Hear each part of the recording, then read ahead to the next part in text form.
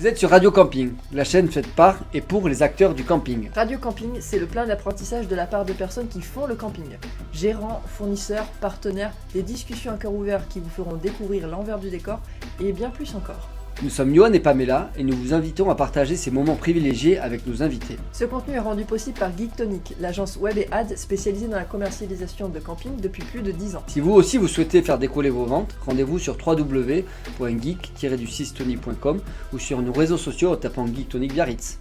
Bonjour à toutes et à tous, merci Patrick de me faire l'honneur d'être mon nouvel invité pour ce nouvel épisode de podcast. Merci en tout cas de nous recevoir et merci de s'intéresser à ce qu'on fait. Je te connaissais avant que on se contacte d'ailleurs pour bosser ensemble, mais je suivais un petit peu la marque, justement Waka Lodge. On s'est rencontrés sur LinkedIn, donc tu vois comme quoi ça marche bien, ces réseaux sociaux, quand on est connecté. Toi, je sais que tu l'es, moi aussi, je le suis. Voilà, on l'est et du coup, on a aussi des atomes crochus, des points communs et des sujets de prédilection. Donc, on va essayer d'évoquer tous ces éléments-là qui sont axés sur la marque. Je vais te laisser te présenter et après, je dirais aussi, selon ce que tu me donnes, pourquoi j'ai voulu, au-delà de ta marque, au-delà de ton lieu que tu as créé, pourquoi je voulais que tu viennes prêcher la bonne parole. Mais vas-y, je te laisse la parole, Patrick, si tu peux te présenter. Alors Patrick Goas, l'histoire qui nous intéresse aujourd'hui, c'est effectivement Waka Lodge. Avant Waka Lodge, il y avait la fabrique à souvenirs qui a été le préalable à Waka Lodge.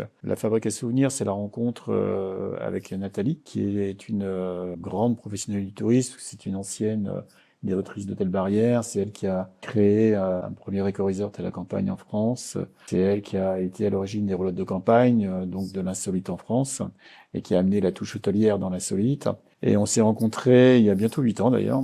Et très vite, on a voulu monter un cabinet conseil dans le tourisme. Moi étant issu de la communication et l'événementiel, donc très attaché à tout ce qui fait vibrer le client. Donc on a monté un cabinet conseil qui s'appelle la Fabrique à souvenirs et le cœur de notre expertise, on l'a tout de suite situé autour du client.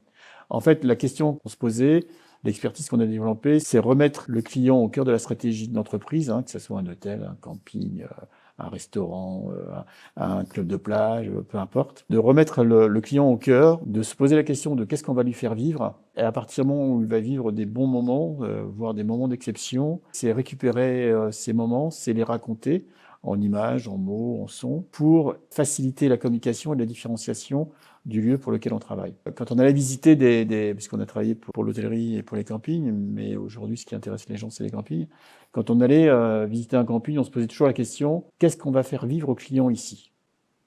Comment on va arriver à le mettre en émotion ? Et à partir du moment où on se posait cette question-là, effectivement, on savait que derrière, on allait pouvoir tirer les fils et on allait pouvoir mettre en mots et en images cette émotion, ce vécu client, pour derrière, effectivement, marquer la différenciation et pour que le produit soit le plus communicant possible. Comme tu l'as dit, on s'est rencontrés sur les réseaux sociaux, mais si on s'est rencontrés sur les réseaux sociaux, c'est que toi, tu communiques, moi, je communique, et qu'effectivement, à un moment donné, que tu crées une attention, tu crées, mais c'est qui ce monsieur-là, qui dit des bêtises, et à un moment donné, c'est intéressant de se recontacter. Le client, il est comme ça, tiens, il se passe des choses, et d'autant plus avec les réseaux Instagram, Facebook, etc.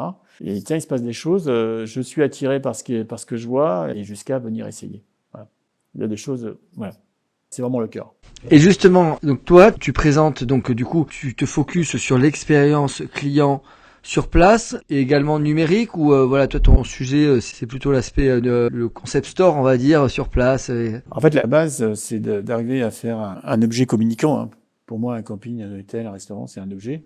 Un objet qui doit communiquer à travers, effectivement, l'expérience du client et se dire que l'expérience client, c'est un levier de business, puisque la finalité d'une entreprise, c'est de gagner de l'argent, d'être rentable. Et donc, en quoi faire vivre des super moments aux clients peut devenir un levier de business. C'est ça le mantra de la Fabrique à souvenirs. C'est là-dessus qu'on a travaillé. Alors, préalablement, on avait travaillé avec des clients qu'on a fait monter et qui, effectivement, il y avait une incidence assez rapide sur le chiffre d'affaires. Et Waka Lodge, puisqu'on est aussi là pour parler, Waka Lodge, en fait, se voulait un modèle, un prototype, où on a mis en musique, on a mis en réalité tous les beaux discours qu'on pouvait tenir pour montrer qu'effectivement, c'est possible, ça marche et c'est intéressant. Et donc, on a eu une opportunité d'acheter un camping familial dans le Gers, un camping 3 étoiles, familial, hollandais, tenu par des Hollandais. On l'a acheté au mois de Enfin, 10 jours après avoir pris les clés, il y avait le confinement pour le Covid. Donc, l'aventure commençait chaudement, on va dire. Peut-être aussi ce qui nous a permis de changer de clientèle très très vite. Donc, quelque part, d'une contrainte, il faut savoir rebondir dessus. Hein. On a pris ce terrain qui était intéressant et on est passé d'un camping 3 étoiles familial, classique, avec quelques mobil-homes, des tentes, etc., à aujourd'hui un hôtel. On peut l'appeler comme ça, c'est un écologe, mais avec un vrai service hôtelier, avec une montée en gamme, et avec à chaque fois, effectivement, une logique de marque. Hein. Moi, je suis un ancien communicant, enfin, je le suis toujours, et avec l'objectif, au-delà de ce concept, de pouvoir se dire qu'il doit être reproductible, puisqu'une marque est faite pour se développer, et donc toujours avoir cette idée-là. Donc, ça veut dire structurer le produit autour de marqueurs identitaires et identifiables par le client, qui va faire qu'il se reconnaît dans le produit qu'on fait et qui, à un moment donné, nous demande « mais il y en a d'autres en France, des Waka Lodge ?» La question nous est régulièrement posée. Ça veut dire qu'on a réussi quelque chose. Puisque les gens se disent « tiens, celui-là, il est bien, on sent qu'il se passe quelque chose, j'aimerais bien, s'il y en a un autre ailleurs, j'irai ailleurs. » Et c'est tout le poids d'une marque. Une marque, tout le combat des marques, et quelle que soit la marque, hein, les grandes marques, c'est qu'il y a une dimension affinitaire qui fait qu'on se reconnaît dedans, on vit quelque chose de fort avec, et du coup, on a envie de passer des petits bouts de sa vie avec. En tout cas, c'est hyper intéressant ton approche. Voilà, revenir sur ton côté approche au départ. Là, j'ai fait une conférence la semaine dernière sur le parcours client. Alors, le parcours client numérique. Et moi, je dis souvent, je suis pas un ancien gestionnaire de camping, je suis un web marketeur. Donc, je suis très focus justement sur qu'est-ce que vit le client quand il fait son parcours digital pour la réservation et a posteriori. Donc voilà, nous, on est des personnes qui gérons ce qu'on appelle 4P. Hein. Enfin, en tout cas, dans une commercialisation et dans un produit, dans le business, c'est intéressant d'avoir les 4P. Et justement, on a la communication. On martèle le fait que les prix sont importants aussi. Ils sont une des composantes et un des 4 piliers du business.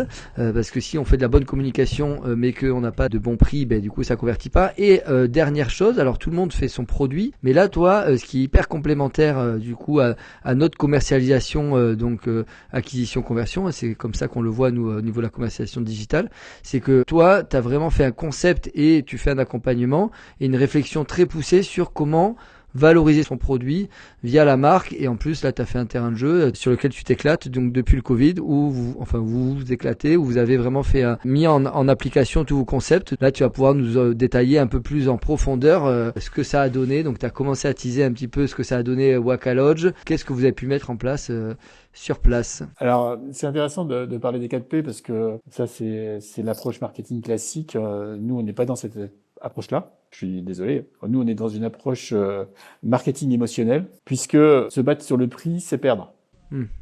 En fait, toute la stratégie, ça a été de se dire, on doit être inimitable et unique. Ouais. Si on est unique, on n'est pas comparable. Et si on n'est pas comparable, le prix importe moins. Et que si, en plus, on ramène de l'émotion, donc à travers de la séduction, hein, la photo, c'est vrai que beaucoup de gens nous font un retour sur notre site qui est très différent et très séduisant. Donc, on amène cette dimension séduction qui fait que l'achat ne doit plus être rationnel et donc pouvoir être comparé à d'autres, mais unique. Et en plus, ramène de l'émotion. Donc, c'est l'irrationnel qui va faire qu'on nous choisit. Et du coup, le prix importe beaucoup moins.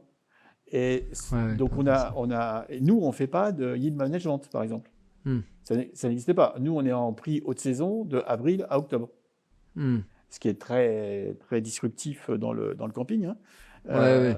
Mais parce qu'on n'est pas sur un produit de masse. C'est-à-dire que le camping, il est logique qu'il fasse du yield management parce qu'il est sur un produit de masse, parce que tout le monde fait peu ou prou la même chose, hein, avec un toboggan un peu plus grand, un peu plus de confort, un peu plus de paysager, un peu plus de trucs, un peu plus de cela. Nous, on est sur un produit qui est complètement différent et qui ne se compare pas. Et si on a voulu quelque chose qui ne se compare pas, c'est pour justement sortir de cette compétition prix et ramener de la valeur ajoutée, une vraie valeur ajoutée et une valeur émotionnelle aux produits qu'on propose à nos clients. C'est tout le pari et c'est tout ce qu'on a réussi à faire parce qu'aujourd'hui, nous, on vend sur le week-end des hébergements au prix que d'autres vendent la semaine. Ah, c'est hyper intéressant parce que c'est vrai que, comme tu dis, il y a de toute manière, toute entreprise a une prédominance, des affinités particulières, sur ce qu'on appelle en anglais, pour faire des anglicismes un peu barbares, mais qui sont très intéressants, qui dit product-led growth. Donc le produit encourage la croissance de l'entreprise. Donc est-ce qu'on est plus focus produit, est-ce qu'on est plus focus prix?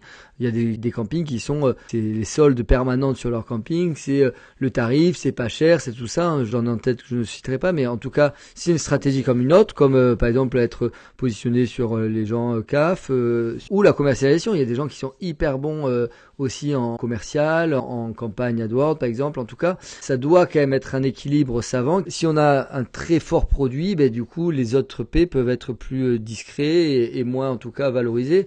Et là, toi aujourd'hui, tu as carrément sorti le truc de comparaison avec tout ce qui est émotionnel et là, tu vas nous en parler aussi plus en profondeur et c'est hyper intéressant. Et donc l'idée, c'était bien ça, c'était de ne pas être en concurrence, en fait. De créer le produit unique, rare. Alors après, on peut le faire parce qu'on est une petite unité. Faire la même chose avec un domaine de 500 emplacements, on pourrait pas le faire. Faut aussi remettre les choses. Nous, si on compare à l'hôtellerie, parce que notre ADN est plus hôtelier, si on se compare à l'hôtellerie, on serait plutôt l'hôtel de charme par rapport aux grandes structures. Mais en même temps, un hôtel barrière vend très cher ses chambres et pourtant, ils ont des très gros établissements.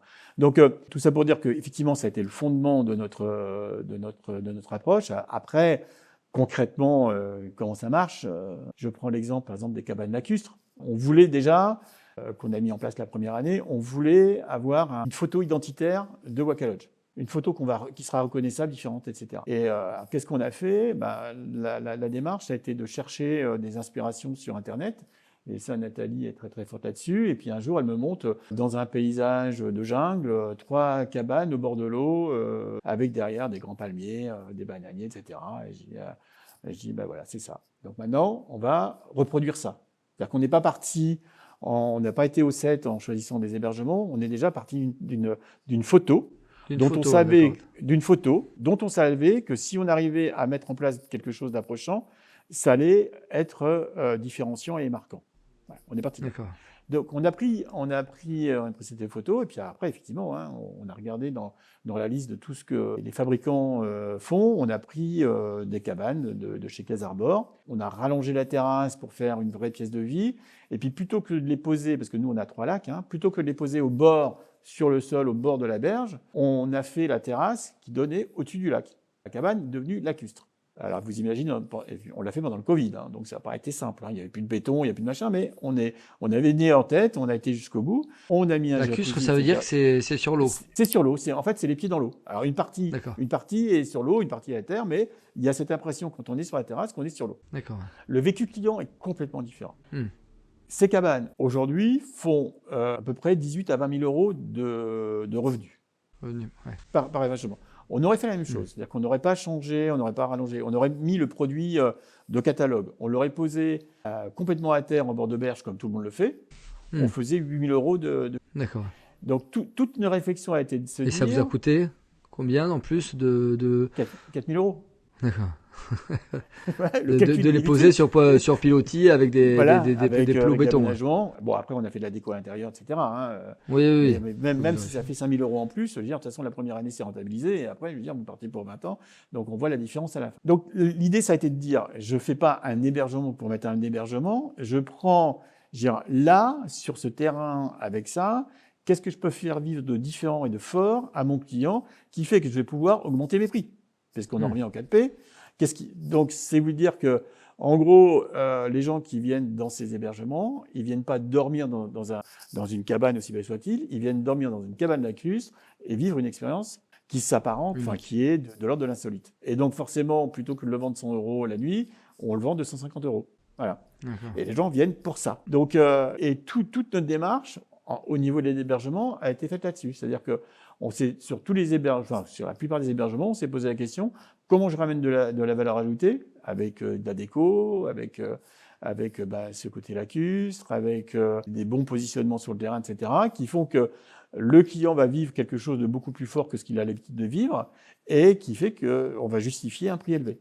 et qui sera complètement différent de ce que font les autres. Donc ça, c'était sur la partie hébergement et on a le cas pratique. Là, on a la démonstration pratique. Et ça, c'est intéressant quand tu dis, j'ai vu une photo, parce que c'est pour ça aussi que je voulais t'interviewer, c'est que, mais je savais même pas que c'était carrément en amont du projet que vous aviez pensé à ça. Je sais que toi, maintenant, chaque fois quand tu dis, surtout que tu vas souvent au Maroc, et ça se sent dans la structure parce que tu as beaucoup de tentures ethniques en déco, mais quand tu te dis j'achète telle tenture, je me dis c'est pour faire cette photo. Et même ça part même d'une photo en amont où tu te dis je veux créer telle déco, mais pour avoir la photo pour commercialiser en ligne, etc. C'est Oui, une ça part de là. réflexion complète, quoi. On perd beaucoup de veille photo, et puis aussi on bouge, hein, on voyage, on va dans des hôtels, dans les boutiques hôtels, des lieux qui sont toujours très très forts. Donc on est toujours en veille d'inspiration, parce que l'inspiration, ça se crée pas ex nihilo. Hein. Il faut bouger, il faut les regarder, il faut vivre des expériences ailleurs, pour effectivement se dire bah tiens là j'ai vécu quelque chose, là c'est intéressant, et on se nourrit de tout ça, et après effectivement on le remet en musique. Mais on part de ce qu'on a vécu, de photos qu'on peut regarder, et après on reproduit peu ou prou. La salle Marrakech, notre salle de réunion de séminaire, parce qu'on fait beaucoup de séminaires, on a reproduit le bleu de la villa Yves Saint Laurent à Marrakech. D'accord. Donc, et c'est le bleu majorel. C'est le bleu majorel avec et vous l'avez appelé Villa Marrakech, quoi. Donc il y a une marque, il y a une marque Waka Lodge, mais il y a aussi des marques et des marqueurs, hein, ce qu'on appelle. Voilà, il y a des marqueurs. C'est-à-dire chaque salon a son nom. On est dans l'Hacienda aujourd'hui. À côté, j'ai la salle Marrakech. En haut, j'ai la salle Cuba, enfin, etc. Qui raconte du voyage. On a des chalets Zanzibar, on a des chalets. Il y en a tellement qu'on ne sait plus. Mais donc voilà, on est toujours dans quelque chose qui raconte des histoires. Le chalet Confort Plus 734T. Non, on n'est pas sur le chalet Confort Plus. On ne sait pas ce que c'est. Et pour raconter une anecdote, comme quoi les gens le perçoivent, parce qu'en fait, on s'est posé la question. Ok, on fait ça, c'est bien, mais est-ce que les gens vont le percevoir? Et j'ai une anecdote très drôle. En fait, on avait acheté un chalet chez Samy Bois, je crois. L'hiver, on cherche des noms. Tiens, celui-là, comment on va l'acheter? On se dit, bah tiens, on va acheter le chalet Morito. On va mettre une jardinière avec la menthe et le matériel pour faire du Morito. Sauf que tout le monde sait qu'on court, et on n'a pas eu le temps de le mettre en place. Mais on a quand même donc ce chalet, il est Morito, et il n'y a pas eu de déco additionnelle faite sur celui-là. Et un jour, il y a une cliente qui vient voir Nathalie et qui dit Nathalie, je peux vous poser une question? Vous vous êtes fait voler la déco dans le chalet Morito? On n'a pas eu le temps de la mettre en place. Donc ça veut dire que les gens se projetaient à travers, puisque c'est notre marque de fabrique, se projetaient dans un univers qui ne l'avait pas. Ça veut dire que donc ils reconnaissent notre déco, notre mise en scène, parce qu'en fait c'est un décor qu'on fait, cette mise en décor. Ils la reconnaissent comme un marqueur, et quand il n'est pas là, ils s'en aperçoivent. Donc c'est très bon signe. Et alors du coup, par exemple là je vois, ce que je dis souvent, je dis mais les gens sont très bons en général sur le produit, c'est ce qui est tangible. Et donc là on voit un beau abat-jour derrière, ah, ben, j'ai choisi ça, tu vas chiner. En tout cas, pourquoi est-ce que je choisis pas un truc entrée de gamme à Ikea Et finalement les personnes, je dis ok, il y a des gens qui ont des très belles décos, des bons concepts, du personal branding, ce qu'on appelle donc de la mise en avant des gérants très sympathiques, des choses. Et derrière, en tout cas, le produit, il y a pas mal de gens qui le développent bien de manière plus ou moins poussé, mais derrière, on fait pas le visuel. C'est-à-dire qu'en fait, on est pris après dans la saison, on y truc. J'ai fait un positionnement sur place, mais je ne le mets pas en image. Et donc là, aujourd'hui, vous donnez les moyens, parce que c'est vu que vous avez pensé ça en amont, vous allez au bout de la chose, à faire des photos, des photos notamment sur les détails, des choses qui mettent en avant tout cet écosystème pour votre commercialisation. C'est faire en sorte qu'on amène les gens dans un univers, c'est très clair. Mais en même temps, ça doit servir à notre commercialisation, et qu'effectivement, le beau séduit. Enfin, moi, j'ai plusieurs dizaines d'années de communication derrière moi, et l'une des mantras des grands communicants, c'était de dire le beau fait vendre. Le beau fait vendre. Donc, on fait du beau pour vendre. Après, effectivement, il faut savoir le mettre en scène, il faut savoir l'utiliser, il faut savoir Donc, il faut faire un site qui tienne la route, il faut raconter des histoires sur Instagram, etc. Aujourd'hui, ce qui est extraordinaire, c'est qu'on a aussi des vecteurs de communication qui sont multiples. Et puis aussi, le fait de raconter des histoires. Alors, moi, je suis un vieux de la vieille de la communication, donc on a fait beaucoup de presse. Il fallait, quand j'avais mon agence de com, je faisais un petit peu de relations presse. Je sais que les journalistes aujourd'hui aiment raconter des histoires. Et effectivement, on a fourni des histoires aux journalistes qui viennent raconter Waka Lodge. Pour en revenir au Cabanes Lacustre, on a eu notre premier reportage FR3 parce que la journaliste nous l'a dit très clairement. Elle nous a dit, j'ai vu ça, j'ai voulu le tester, j'ai voulu dormir. Donc, elle est venue dormir dans la cabine lacustre et elle nous a fait un reportage sur France 3. Très clairement, si on est passé sur C8 sur les plus beaux campings de France, c'est pas pour rien et dénommé le plus chic de France, c'est parce qu'à un moment donné, tout ce travail, on l'a fait. Donc ça veut dire que ce travail sert à quelque chose. Vous imaginez bien que pour un petit camping sans article de presse, si on devait le valoriser en achat média, c'est des dizaines, voire des centaines de milliers d'euros. On a bénéficié grâce à ce travail, à des retours médias qui se valorisent en centaines de milliers d'euros. Donc c'est pas neutre tout ça. C'est une vraie stratégie. C'est une vraie stratégie. Et quand tu dis le beau fait vendre, est-ce que c'est le beau ou c'est l'atypique, l'émotion? Est-ce que l'émotion, c'est le beau? Alors, l'émotion peut passer par le beau. Oui. Et en tout cas, sur la photo, c'est un moyen parce que, effectivement, l'émotion passe sur le lieu beaucoup, peut-être même avant tout, à travers l'équipe. Mais pour que l'équipe soit belle, il faut qu'elle soit dans un environnement beau, hein. Nous, on a une de nos valeurs d'entreprise, c'est l'esthétique. C'est-à-dire que l'esthétique, il faut que le lieu soit beau, il faut que l'assiette soit belle, il faut que les personnes soient belles. Oui. Alors, belle, ça veut dire quoi? Ça veut dire qu'elles soient bien habillées, bien sûr, mais il faut qu'elles soient souriantes, il faut qu'elles aient du charisme, il faut qu'elles aient... voilà. On veut que nos clients vivent dans un endroit qui soit beau, mais au sens très très large du terme. Philosophiquement parlant, esthétiquement parlant, humainement parlant. Oui, donc le beau, oui, d'accord. fait vendre et participe au confort du séjour. Et le beau se retrouve du coup plus facilement dans les photos. Effectivement, c'est plus facile pour nous de faire de la belle photo que d'avoir sur un établissement où il y a des campings, des mobil-homes blancs alignés, quoi. Ça, c'est clair. En tout cas, c'est une des composantes C'est une des d'une composantes, expérience inoubliable, quoi. Le Tout à beau, fait. l'atypique, le différent, c'est ce qui fait vendre, enfin, en tout cas, vivre une expérience émotionnelle différente et ça participe à ça. Et vous êtes des gens, voilà, avec entre guillemets, du goût, en tout cas, du goût atypique et beau, quoi. Enfin, Et au-delà de ça, ça permet d'aller chercher une clientèle très haut de gamme, hein, parce que c'était aussi le projet de Waka Lodge, c'était d'aller chercher du CS. Alors nous, notre cible, on assume complètement, c'est le bobo urbain qui a de l'argent. C'est très clair, c'est notre cible. Et le bobo urbain qui a de l'argent, c'est le bobo qui se dit tiens, je vais aller me faire un petit coup de nature là, je vais aller me plonger dans la nature, mais avec du service hôtelier, donc ça veut dire très beau petit déjeuner le matin en libre service, ça veut dire de la literie hôtelière, donc nos matelas chez nous ils font 20-30 cm d'épaisseur, hein. C'est des matelas, nous on achète nos matelas chez les fournisseurs hôteliers, les gens nous le disent, hein, c'est la vraie couette, hein, et c'est-à-dire que les gens quand ils arrivent ici, ils arrivent dans un lit king side qu'ils retrouvent dans un hôtel 4 étoiles. Donc c'est cette clientèle-là qu'on veut attirer, c'est cette clientèle-là aujourd'hui qu'on attire. Il y a quelques temps de glamping, on a eu quelqu'un qui est arrivé en Jaguar et qui nous a dit non, je veux vivre 3 jours dans une tente. Mais la tente, effectivement, il n'y avait pas de sanitaire ni de douche. Hein. OK, il l'avait choisi. Mais par contre, il y avait un lit king size, il y avait de la déco partout. Et donc, je vais pas au camping n'importe où, quoi. Hein. Ouais. C'est super intéressant. Et c'est une clientèle qui est super intéressante. En même temps, l'emplacement nu, enfin l'emplacement comme vous le proposez, des tentes, c'est le positionnement des tentes safari, enfin des choses, c'est que on a les pieds dans le sable, donc c'est un luxe inouï hein, quand même quand on voit les hébergements où déjà on est surélevé, après les appartements, dans les hôtels où on est vraiment dans le béton. Donc, enfin moi c'est vrai que vous me mettez pas dans un hôtel, enfin en tout cas j'y vais, mais je prends pas un kiff particulier. Par contre, le luxe de sortir, d'être directement au contact de la nature, mais en même temps avec le confort qu'on peut avoir justement dans un hôtel de luxe. Donc c'est sûr qu'il y a une vraie clientèle parce que c'est de la nature, mais confortable. Ouais. Donc c'est ce que vous proposez. Ouais.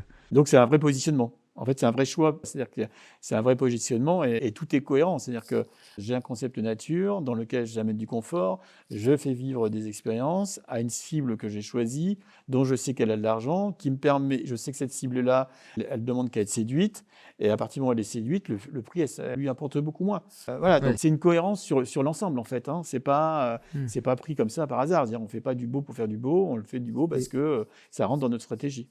Et est-ce que toi tu trouves que, alors il y a le beau, mais il y a aussi donc du coup l'atypique. Moi je disais souvent le concept store, hein, le concept à part, unique et authentique. Les gens ils sont un peu blasés aujourd'hui, surtout une certaine clientèle qui a un peu d'argent. Et finalement tu trouves que même les chaînes hôtelières ou les professionnels, en tout cas manquent du coup de panache et d'originalité dans leur communication, ce qui fait que finalement aujourd'hui vous êtes assez étonné qu'il n'y ait pas plus de propositions de valeurs différentes et authentiques comme vous le proposez, quoi. Et c'est pour ça que vous encouragez les professionnels avec votre agence de com à créer des expériences uniques, quoi. C'est un peu votre concept. Je pense qu'il faut relativiser. C'est-à-dire que vous avez un camping en bord de mer sur une station très à la mode. il n'y a pas besoin de faire beaucoup d'efforts. Je veux dire, Mmh. puisqu'on est sur un marché de masse, hein, ça va remplir. Il faut bien faire son travail, attention, hein, parce que toute entreprise est difficile. Et moi, j'ai un profond respect pour aussi. On a des amis qui ont des Yellow, ou d'autres campings qui sont sur un marché de masse, ils sont bien placés, ça marche, tant mieux, et c'est parfait. Nous, on a aussi fait ça parce qu'on est sur un Gers perdu. Il fallait qu'on Mmh. attire. On n'attire pas des mouches avec du vinaigre.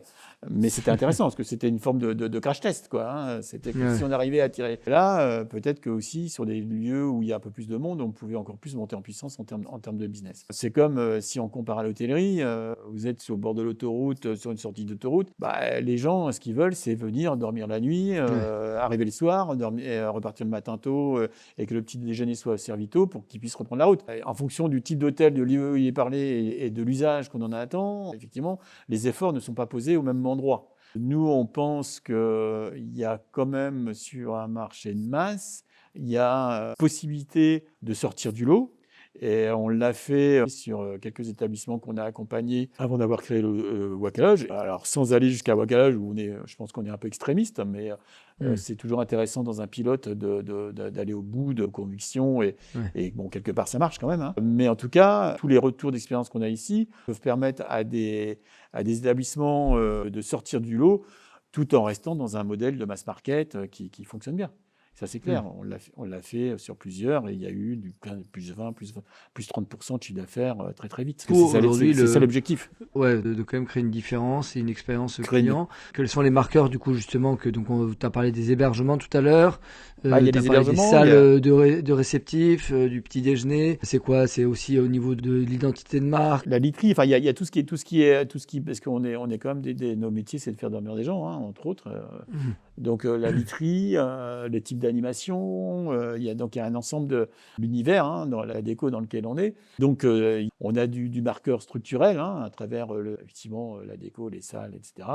On a des moments qu'on fait vivre. Nous, par exemple, c'est lié à notre activité séminaire, hein, mais on a une soirée événementielle toutes les semaines pendant les saisons, hein, ce qu'on appelle la soirée blanche. On fait manger les gens sur le sable, hein, donc c'est une soirée beach avec barbecue, DJ, pas n'importe quel DJ, et on fait vivre un moment d'exception aux gens. Enfin, en tout cas, les gens à la fin de la soirée nous disent merci, merci de nous avoir fait une soirée comme ça. Voilà. D'accord. Et Donc vous quand faites on aussi accueille- des soirées atypiques, quoi. Pas pareil dans la sélection de vos animations, vous essayez Ah de oui, toujours oui. trouver le truc qu'ils n'ont pas vécu ailleurs, quoi. C'est ça. Et on les met dans une ambiance qu'ils n'ont pas vécue ailleurs, qui soit très très forte, et que le client ressente qu'on a fait quelque chose pour lui. Ouais. On a eu envie de lui faire plaisir, parce qu'on est des hôtes. Je veux dire, nous, il m'arrive de faire des conférences aussi devant des étudiants, et je leur dis, notre métier, c'est de faire plaisir aux gens.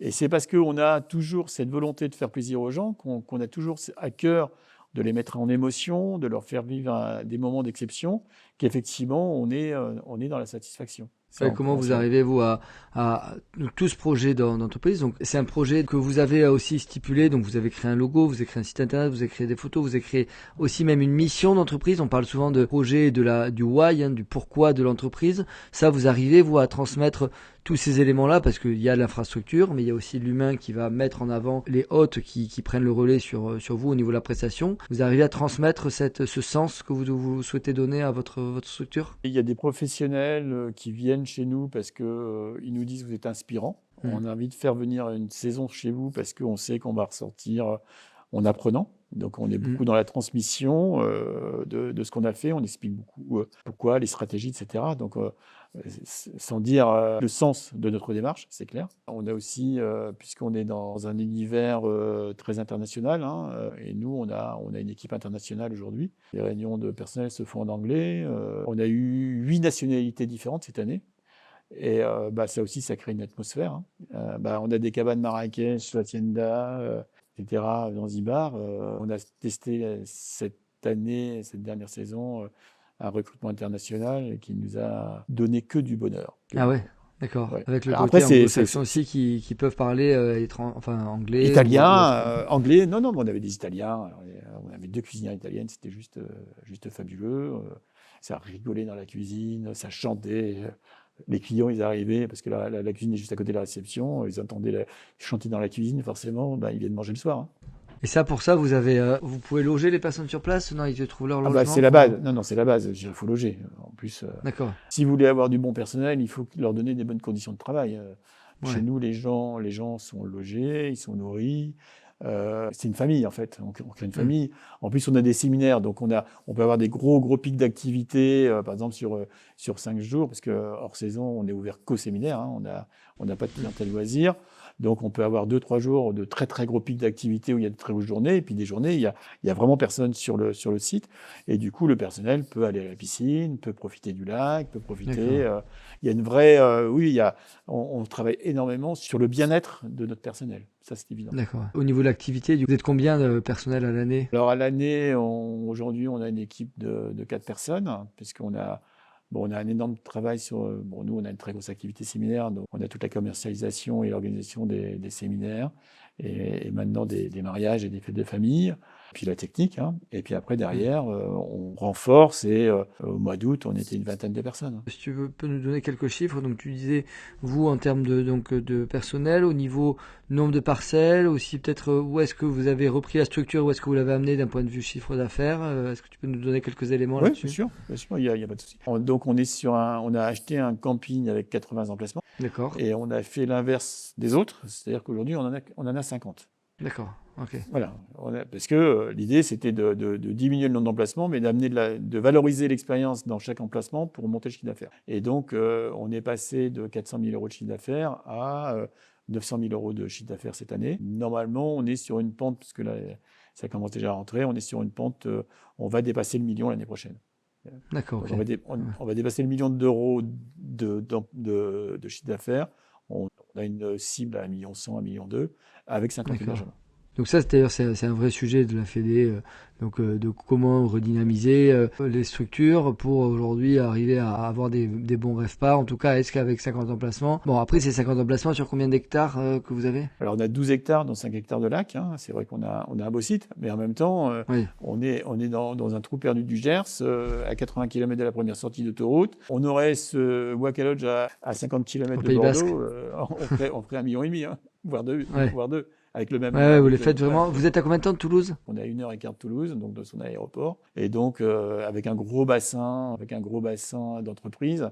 Et donc, effectivement, on a une très grosse activité séminaire, bon, qui n'est pas que de Toulouse, hein, qui vient du monde entier. On a eu notre record sur un même séminaire, 35 nationalités. Donc, ça venait de Dubaï, des États-Unis, d'Afrique du Sud, c'était génial. Tout était en anglais, c'était anglo-saxon. Enfin, c'était que du bonheur, parce que en plus c'était Estée Lauder, c'était le leader de la cosmétique de luxe dans le monde. Donc, c'était une de leurs marques, et c'était du très haut vol. Hein. C'était très drôle, parce que c'était des gens qui normalement leur cantine, c'est le Georges V à Paris pour faire leur séminaire, Ouais. et qui à un moment donné sont venus chez nous. Donc ça nous a un petit peu boosté. Heureusement que Nathalie a fait quelques années chez Barrière, donc elle avait les codes. Et donc c'est intéressant, parce que ça nous booste, ça nous challenge, ça challenge les équipes. Hein. Derrière, c'est ça qui fait qu'on progresse, on monte, on crée de l'expérience, et on valorise, parce que effectivement, quand vous avez fait ça, vous êtes capable de faire plein de choses. Ouais. Et c'est ce qui nous motive en fait. Après, comme je disais, hein, je t'ai donné l'exemple, mais que j'ai eu l'occasion il y a un an d'aller à Kodali, donc c'est un palace Oui. qui est un peu avec un petit étang au milieu, donc bon, c'est sûr, c'est une vieille bâtisse, mais j'étais un peu sur ma faim sur l'expérience, le côté original du lieu. Alors parce que ils surfent donc sur le côté bord de lac avec des canards, avec des animaux, avec tout ça, donc il n'y a pas eu d'émotion particulière quand je suis rentré dans la chambre. C'était carré, mais en fait, je m'attendais à vivre un truc plus atypique du fait que ce soit vraiment dans les bois et tout ça, mais peut-être que justement l'hébergement était pas assez sur la verdure, peut-être pas le petit détail qui m'a fait sourire. Voilà, j'ai trouvé, alors c'est une clientèle mais du coup très haut de gamme, mais par contre voilà, je pense que ces gens-là aussi ont besoin de voir les choses différemment. Ils font des hôtels à longueur d'année, ils sont dans du béton, et donc il y a un palace qui propose quelque chose en bord de nature. Je trouvais que c'était peut-être pas assez poussé, et là, comme tu dis, vous aujourd'hui vous arrivez à en tout cas étonner les gens, et c'est ça qui leur donne du rêve, quoi. C'est ça qui leur donne du rêve, et puis ils ont très clairement envie de changer. Nous, on a des gens qui viennent nous voir aujourd'hui sur de l'événementiel, et qui nous disent, bah oui, les grands hôtels, on les a fait. Et les grands hôtels se ressemblent quelque part. Hein. Oui, c'est ça. Et ils veulent quelque chose de nouveau, et ça, on le voit très bien sur la clientèle séminaire. Les gens cherchent à sortir des murs, cherchent de la nature, mais avec quand même une patte un ADN particulier. On les fait rentrer dans une histoire, hein, entre le moment où ils arrivent et le moment où ils ressortent.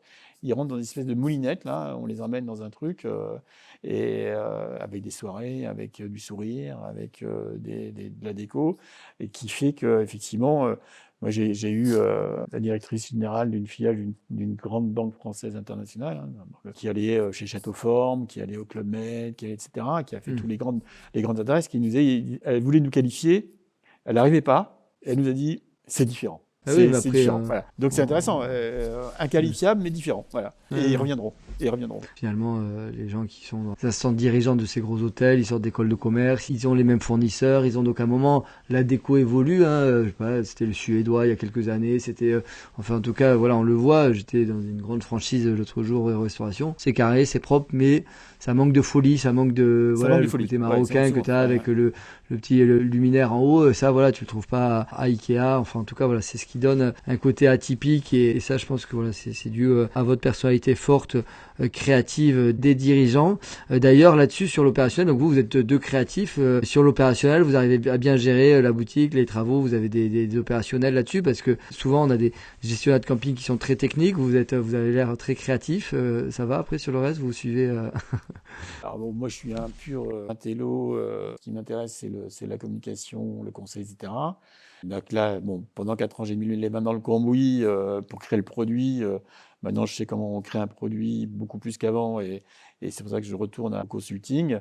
Nathalie est très déco, hein, c'est elle qui a fait toute la déco du site. Et elle est aussi elle est capable de mener des travaux. Bon, moi, je suis devenu un spécialiste de la pompe de relevage, hein, par la force des choses. Donc, forcément, on s'y intéresse. Maintenant, j'ai jamais conduit le tracteur. Il y a un gros tracteur dans le domaine. J'ai jamais mis les pièces les fesses dessus parce qu'on a des gens pour le faire. Nous, notre valeur ajoutée là-dedans, il faut savoir où on se situe. Notre valeur ajoutée, c'est d'avoir mis en image, en produit, en marketing ce lieu.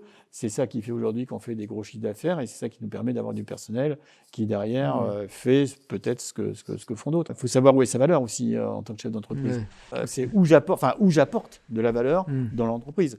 Donc là, on a choisi. Et puis nous, derrière, l'idée après, c'est effectivement vous entourer et au-delà de développer le concept. Ouais. Hyper intéressant. Voilà. Après, donc du coup, vous disiez donc délivrable. En tout cas, vous avez le savoir-faire, vous le faites savoir maintenant là-dessus. Donc vous allez fermer la boucle avec des beaux visuels. On a bien compris le concept. Et sur la marque aussi forte, donc avec des noms originaux. C'est ce que vous aviez fait. Vous aviez changé le nom, non, Waka Lodge au départ? Ah oui, bien sûr. C'est une marque qu'on a créée. Hein. C'est en fait le site s'appelait le Domaine des Lacs de Gascogne. Il n'avait pas d'identité propre. Hein. Il était beau parce qu'il y avait Slack, mais c'était un nom classique de camping. Et nous, ça c'est les vieux réflexes. Hein. On a effectivement changé de nom. Alors Waka Lodge, pourquoi? Parce que nous, ce qu'on dit, ça a été une approche très technique. Hein. Ça a évoqué le voyage. On a fait travailler une spécialiste du naming de marque, hein, de création de marque. Et elle nous a donné une liste de 100 noms. Puis après, on fait l'entonnoir. Hein. On est resté là-dessus parce que Waka Lodge évoque le voyage, évoque le soleil, évoque le dépaysement. Waka, de syllabes, on se rappelle facilement. C'est une marque évidente, en fait, puisqu'il y a des gens qui se demandent, mais ça existe depuis longtemps. Donc voilà, donc ça, c'est bon. Et puis, on associe Lodge, hébergement. Donc, on sait déjà tout de suite que Waka Lodge, c'est pas un vendeur de pommes de terre ou de poireaux, quoi. Ça permet tout de suite de situer la filière dans laquelle on se situe. Donc ça, on a eu une approche très professionnelle là-dessus. Hein. Moi, ça a été mon métier. Nathalie est aussi très communicante. Et puis derrière, on a affiné le concept, on avait une idée dans la tête, et puis on était jusqu'au bout de nos idées, jusqu'à aujourd'hui, où on est sur un produit mature. En fait, c'est la 3e saison de Waka Lodge en 2023, et là on peut dire qu'on est mature. On a encore des réglages à faire, mais c'est parce qu'on est un peu obsessionnel, mais voilà, ça marche. J'ai 2 questions. Juste pour revenir sur le séminaire, est-ce que vous faites ce qu'on appelle de l'inbound? Vous faites juste de relations presse qui fait qu'on parle de vous? Donc nous, on est sur des sujets de campagne d'acquisition type Facebook ou Ads. Mais est-ce que vous faites juste de l'acquisition comme cela? Ou est-ce que vous faites aussi plutôt de l'outbound, donc plutôt du push, notamment sur la partie séminaire? Est-ce que vous allez les chercher?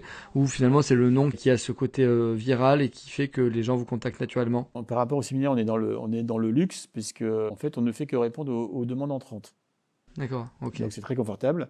Mais pourquoi? Parce qu'on est différent. On est time to market, c'est-à-dire que le produit est attendu. Hein. On est unique en France. Alors, c'est pas nous qui le disions, hein, c'est les agences réceptives, parce qu'on travaille avec quelques agences réceptives et qui nous disent des Waka Lodge, il n'y en a qu'un en France. D'accord. Par Ouais, contre, ouais. il y a de la demande. Mais on a vu aussi qu'on allait atteindre un plafond, et donc on a embauché une commerciale pour aller plus D'accord. loin Pour et pour chercher faire certaines boîtes. pour chercher. Donc là, on est sur un commercial classique. Quant à la clientèle individuelle, effectivement, déjà on a changé complètement nos canaux de distribution parce que on n'a plus aucun canal camping Hmm. classique. Donc on est sorti de ça. On est sur des canaux de distribution, bon, bien sûr insolites, mais aussi hôtellerie. Et puis Hmm. on va faire du ads avec une super agence, Gictonic. Donc on va tester ça, hein, parce que nous on aime bien tester les choses. Donc Ouais. puisqu'on a, comme tu le disais, on a des sensibilités communes. Donc on va lancer ça avec Gictonic pour aussi voir si on peut avoir un levier là-dessus. Donc ouais, ça c'est à peu près vos canaux de communication. Tu disais ouais, un peu hôtelier aussi, donc vous faites de la distribution, notamment sur des places de marché comme Booking ou autre, parce que forcément c'est là aussi où se situe votre cible. Et après, avec un joli site, vous essayez de les réinternaliser en direct, quoi. De fait, parce que Booking, c'est une très belle vitrine, c'est un annuaire aussi aujourd'hui, hein. Nous, on fait 3% du chiffre d'affaires avec Booking. Par contre, en Hmm. termes de visibilité, c'est juste énorme. Ouais, Je veux d'accord. dire, faut pas avoir de tabou là-dessus, hein. Je sais qu'il y a un débat sur Booking dans le camping, mais pourquoi on refuse Booking alors qu'en même temps, il y a des gens qui ont des linéaires sur leur camping avec des tour opérateurs qui vendent leur camping et qui peuvent être eux-mêmes concurrents de leur propre camping. Il y a un peu de schizophrénie là quand même, hein. Donc il faudra peut-être prendre un Ouais. peu de hauteur et se reposer les bonnes questions. Il ne faut pas avoir peur du soi-disant grand méchant loup. Par contre, effectivement, il faut multiplier les canaux de distribution. On est sur les canaux glamping en Hollande parce que les Hollandais aiment bien le glamping et nous, on est aussi glamping. Donc là, on est content parce qu'on a une clientèle hollandaise qui revient, mais pas la même que l'originel, parce que c'est un camping qui leur plaît. Il faut être sur les bons circuits de distribution, enfin sur les circuits de distribution qui sont en cohérence avec le produit. Il faut multiplier ces circuits, il faut avoir de toute façon un très bon positionnement, et puis il faut que les gens sentent à travers les photos et le discours que là, ils vont vivre quelque chose de différent de celui qui est à côté sur la page, quoi. On dit souvent, selon la maturité de sa commercialisation, vous aviez tout à faire, tout à pénétrer le marché, du fait que vous étiez un nouveau nom, nouvelle marque. Et maintenant, je disais, moi, quand j'avais réservé à Caudalie, j'avais des AdWords sur le nom de marque Caudalie, qui est une marque internationale. Donc c'est vrai que là, on peut se poser la question si vraiment il y a besoin de faire ça. Et là, justement, tu as un peu le virage là-dessus. Tu fais pas mal de pénétration. Tu as un joli site après pour encourager les gens à réserver en direct plutôt avec Booking. Et après, maintenant, tu as aussi un petit virage disant, est-ce que je peux maintenant être un peu moins intermédiaire et avoir une commercialisation en direct. Mais oui, c'est vrai que on sent bien ta cohérence dans toute cette commercialisation. On a 85% de réservation en direct. Ouais. Donc on est fort, hein. Enfin, je veux dire, la marque Ouais. aujourd'hui, elle est forte parce que on parlait tout à l'heure, pourquoi une marque? Une marque, c'est pour être fort, pour être vu, reconnu, et pour effectivement, l'objectif, c'est d'être commercialisé au maximum en direct, parce que plus on est commercialisé en direct, moins on laisse de com, hein. Bien sûr. Non, on a une très forte sur le séminaire. Un séminaire, enfin, on a plus de 50% de commercialisation en direct. Donc tout ce qui est direct, c'est pas des marges qu'on laisse aux agences réceptives, vous voyez. Donc c'est aussi ça l'avantage d'avoir une marque forte, hein. On parle de capital de marque dans les entreprises. Ouais. On parle de capital de marque. Et on y est, nous. Oui, avec un fonds de commerce qui est vraiment valorisé, avec une durée de vie de nos clients qu'on peut valoriser aussi, Ouais. la lifetime value, et où vous avez cette marque-là qui est maintenant reconnue avec des communiqués de presse comme voilà. Mais tout ça part du produit au départ, donc c'est vrai que C'est le produit. c'est un produit, c'est une belle enfin une belle marque, c'est un beau produit quoi aussi. Après il y a les C'est logos, d'abord, il y a tout ce qui va avec, mais il y a ça c'est de l'emballage. C'est de l'emballage. ouais. C'est que quand je travaillais dans la com, je disais toujours, tu prends le saumon, par exemple, le saumon, tu peux vendre ton filet de saumon au rayon poissonnerie à 20 euros le kilo. Tu le fumes, tu le packages et tu le packages très bien. Et ben, tu vas le vendre 3 fois plus cher. Et voilà, c'est de la valorisation. Et ben, le mobil-home, tu peux le vendre comme ça et tu le mets sur une parcelle. Par contre, tu l'emballes bien, tu le mets dans une belle parcelle, tu fais une belle déco, etc. Et puis, tant qu'à faire, plutôt que de prendre un mobil-home, tu prends un chalet en bois. Et puis, tu vas le vendre 3 fois plus cher. On n'a rien inventé. C'est juste qu'à un moment donné, plutôt que de se dire je veux augmenter mon chiffre d'affaires, j'augmente le nombre de mes produits. Commençons par voir comment je peux augmenter mon chiffre d'affaires sur chaque hébergement dont déjà je dispose. C'est par ça qu'il faut commencer. Aujourd'hui, on parle beaucoup de réduire notre empreinte carbone. Déjà, limiter le nombre d'hébergements qu'on peut racheter, c'est un des leviers pour aussi être un peu moins impactant en termes d'écologie. Là, on est en train de rénover des vieux mobil-homes qui ont 15 ans. Moi, j'ai envie de prendre le risque de les appeler les recycler.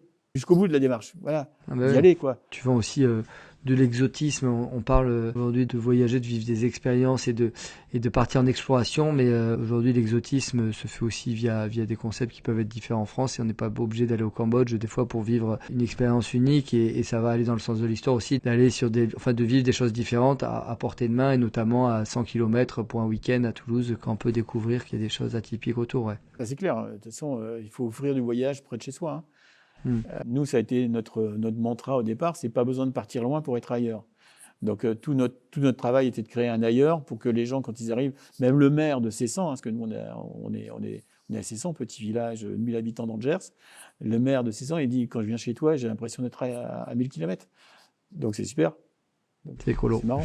Est-ce que Waka Lodge, ça va être justement une chaîne avec plein de Waka Lodge, plein de petits Waka Lodge, ou est-ce qu'il y a d'autres projets en cours? On essaye, Waka Lodge est regardé, pas forcément d'ailleurs par les gens du camping, mais regardé. Donc là, il y a des réflexions en cours, on va dire. On ne peut rien dire à ce stade. Puis autrement, effectivement, on a relancé, parce qu'on est des créatifs, donc on a relancé la fabrique à souvenirs et on est en train de travailler pour une grande enseigne. Et là, on est sur un projet où on repart table rase et on est en train d'imaginer un nouveau concept. Voilà. Pour l'instant, ça fume, ça fume. C'est sûr que... voilà, ça fume. Et avec l'expérience qu'on a acquise à Waka Lodge, on sait qu'on peut mettre les curseurs assez haut. Donc c'est sûr que vous êtes des créatifs, partir de la feuille blanche, ça doit être hyper excitant et donc forcément là, maintenant que vous êtes un peu à maturité, vous devez vous poser des questions sur comment refaire un concept de A à Z. Ouais, ça doit être assez passionnant. Ça. Après, au-delà, c'est comment aujourd'hui, une des expertises qu'on a, c'est comment je transforme un camping en hôtel. Je sais que sur des campings moyens, alors on parle beaucoup des petits campings, mais parlons aussi des 50 à 150 places. Comment je le transforme en hôtel en prenant le risque de diminuer le nombre d'hébergements, en augmentant la valeur ajoutée, etc. etc. Donc aujourd'hui, c'est une expertise qu'on a et qui, à un moment donné, on sait que ça commence à être regardé. Ça, c'est clair. Et avec toujours cette logique de marque, très clairement. Voilà. Et puis on va prendre aussi un petit peu de bon temps à un moment donné, parce que ça, pendant quelques temps, on a été le nez dans le guidon, et maintenant que ça commence ça arrive à maturité, c'est le moment de prendre un peu de temps, prendre du recul, de regarder les choses et de se refaire plaisir sur d'autres projets, que ce soit le développement d'une chaîne ou autre chose. On suivra ça avec impatience sur LinkedIn. Je crois qu'on peut te retrouver sur LinkedIn ou sur votre site internet. Voilà, pour ceux qui ont des questions, ou sur le site de la Fabrique à Souvenirs pour ceux qui veulent rentrer en contact avec vous. C'est bien ça? C'est ça. C'est ça. Super, puis, on est pile à 1 heure de temps, donc ouais, je te laisse conclure, Patrick, et puis... Déjà, merci de nous avoir reçus et de parler de cette approche un petit peu atypique, on le sait, dans l'hôtellerie de plein air, mais une filière est forte de ces différences. Donc, c'est toujours intéressant on ne veut absolument pas révolutionner, on veut juste dire qu'il y a des petites choses qui peuvent se faire par ailleurs, et ça, c'est intéressant.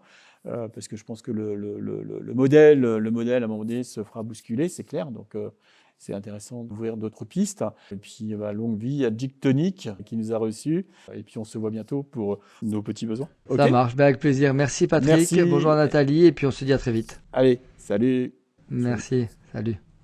Si cet épisode vous a plu, vous pouvez le partager sur vos réseaux sociaux et vous abonner à la chaîne pour être notifié des prochaines vidéos. Un petit commentaire pour la force et rendez-vous autour de la piscine pour un Gin Tonic.